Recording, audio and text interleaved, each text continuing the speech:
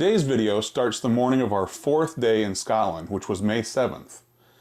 As we prepared to leave our Airbnb that day, I decided to take a short walk around of our rental car since I hadn't done it to that point. You'll remember I said in an earlier video you'd get another look at it.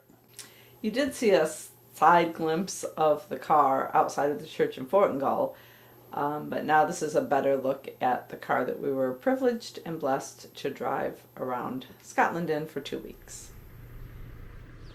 This is a BMW Series 1 Model 116D, and we got the automatic transmission version. It's a 5-door hatchback powered by a diesel engine that got us great fuel mileage while we were on our trip. It served us well.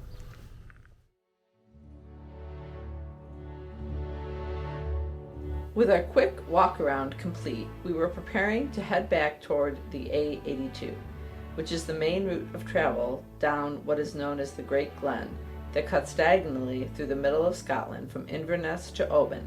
This route has been, for millennia or more, a major trade route through this area of the world, which is also why the Caledonian Canal was dug in the early part of the 19th century, connecting several lochs together to form the waterway that connects the east coast of Scotland to the west coast.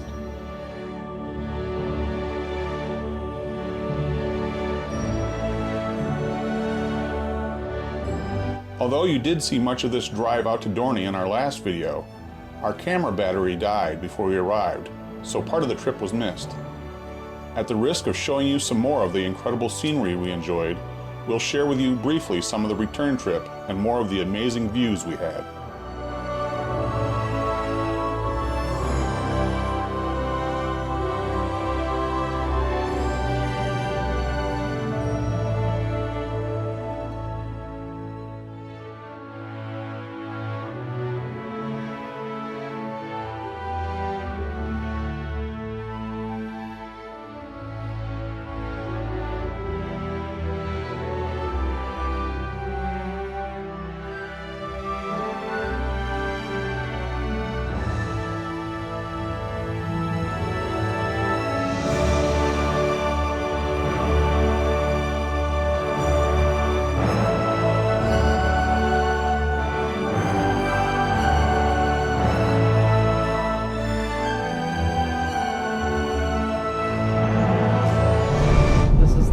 Goat section. Lots of feral goats.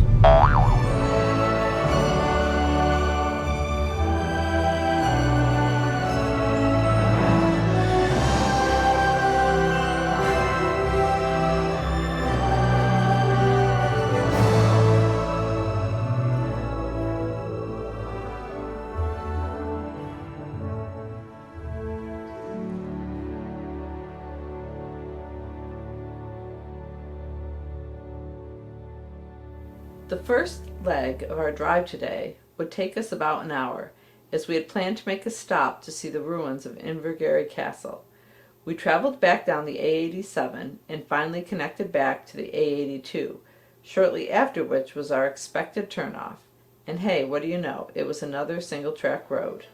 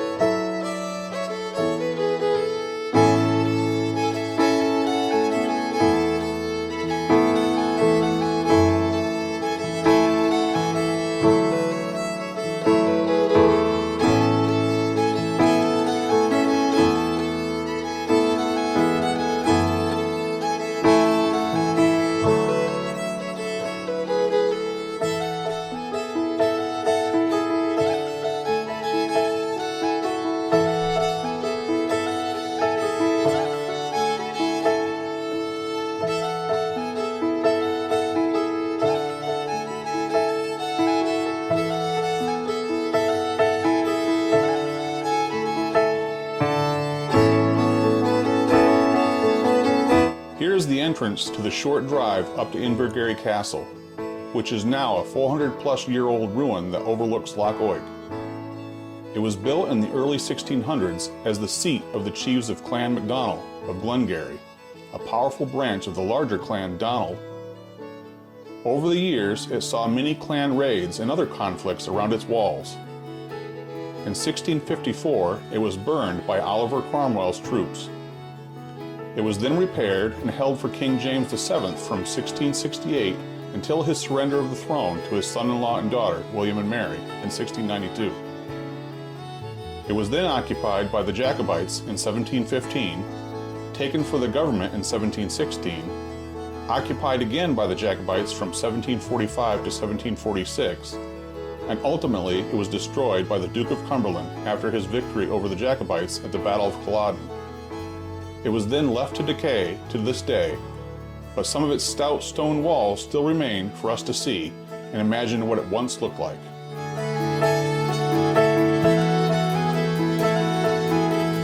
For those of you who are interested in old architecture like me, I am sure you can pick out features of what once existed.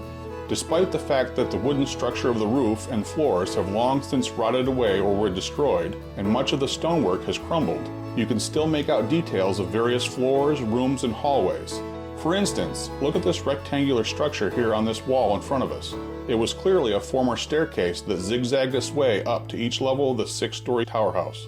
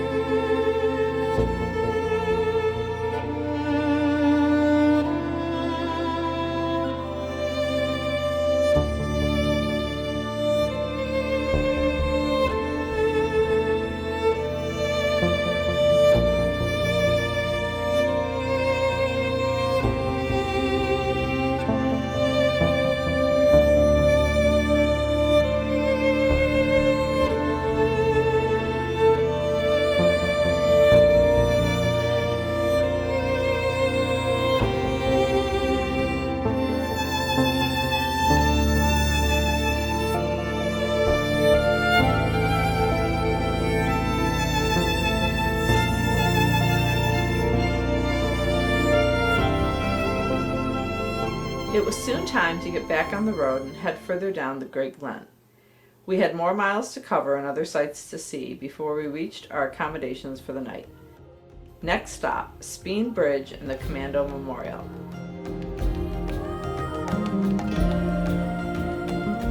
That's Loch Oig beside us on the left.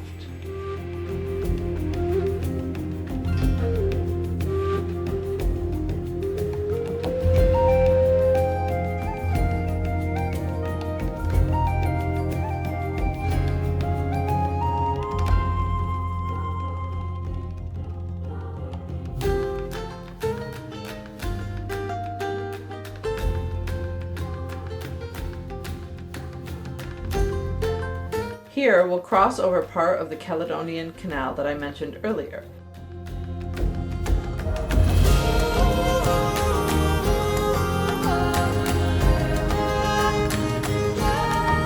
It will run alongside of us on the right, behind these trees, until it goes through the Lagan Locks and connects into Loch Lochy.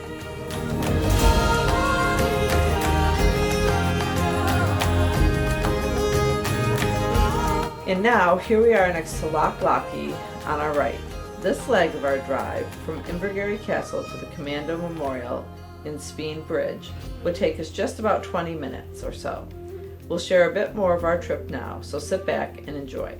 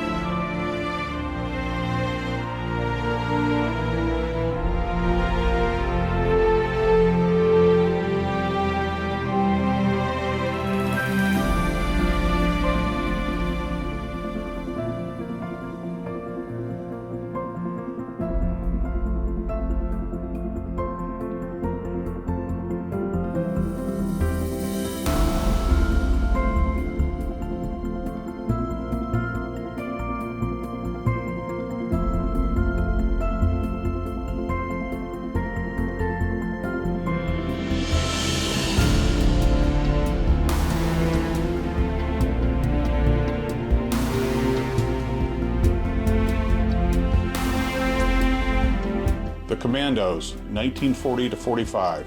In the summer of 1940, when Britain's fortunes in World War II were at their lowest ebb and an enemy invasion was threatened, Winston Churchill boldly ordered the raising of an elite force to raid the enemy-held coastline of Europe and regain the initiative.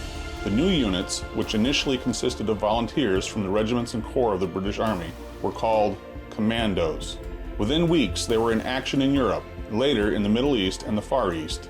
During the next 5 years, they fought in every theater of war with such success that the word commando became feared by the enemy, yet respected by friendly forces. In 1942, the Commando Basic Training Center was established in the Scottish Highlands of Invergarry. There, potential commando soldiers, who by then came from not only the British Army but also the Royal Marines and the Allied armies, underwent their tough and purposeful training. Only those who successfully completed all the course were accepted and privileged to wear the famous green beret. This distinctive headdress was acknowledged as the hallmark of the highest standards of military training, self-discipline, physical endurance, initiative, bravery, and courage. Whilst under their simple motto, United We Conquer, a comradeship beyond literary description was born, fostered, and flourished.